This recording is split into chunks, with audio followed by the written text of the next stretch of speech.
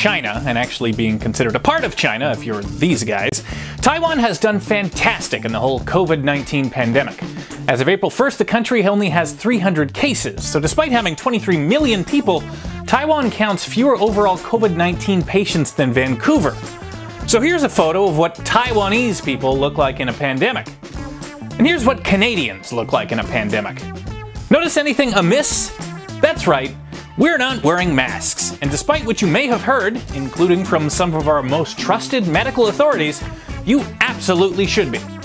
Now, to be clear, there's a whole bunch of non-mask reasons why Taiwan is in such good shape. For one thing, they were really aggressive at restricting travel from China early on. But public masking has always been a major component of Taiwan's pandemic response plan. The minute they got word of yet another new disease brewing in mainland China, Taiwanese authorities immediately ordered emergency production of 100 million masks per day. Doctors, nurses, delivery drivers, store clerks, everyone has all the masks they need, and public health campaigns to teach them how to mask properly.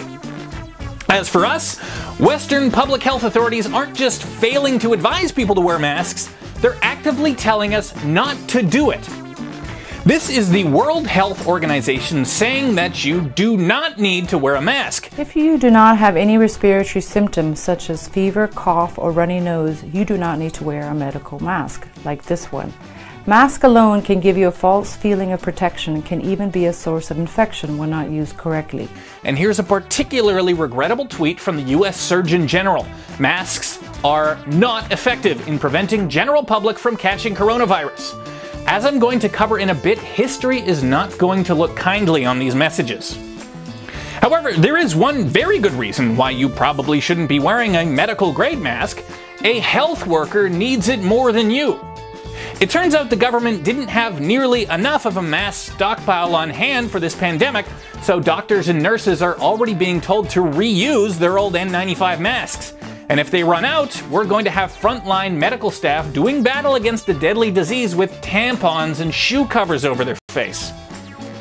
This is probably a good time to mention that the US and Canada also both sent several tons of medical masks to China a month ago.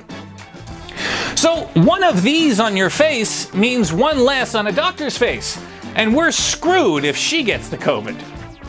But medical authorities are dead wrong to say that masking doesn't help. It absolutely helps. Covering up your filthy mouth hole to limit the spread of disease isn't just common sense, it's backed by good science.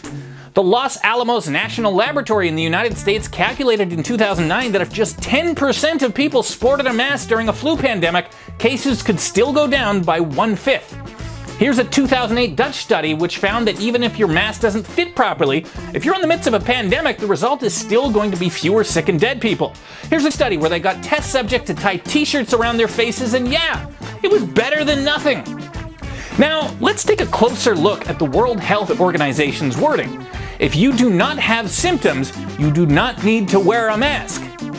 This is all fine and good for a disease like smallpox or Ebola. In those cases, you aren't contagious unless you're already showing symptoms.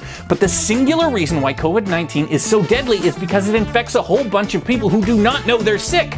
You or I could have the COVID right now, with every single breath out of our mouths being filled with deadly viruses, and we won't have so much as a fever. So the WHO is correctly telling people, watch out because you might be carrying this virus even if you don't have symptoms. Simultaneously, they're also telling people, oh, but if you're not showing symptoms, you don't have to wear a mask.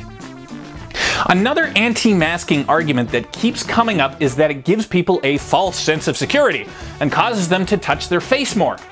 I'm sure they're basing that on a whole pile of peer-reviewed data and not just conjecture, right? Yeah, that's right. There's no real data to show that the downsides of masking outweigh the benefits. The WHO just kind of assumed it did.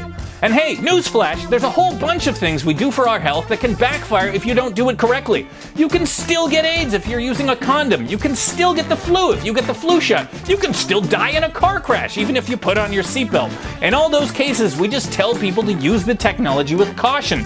We don't tell people not to do it because it might give them a false sense of security.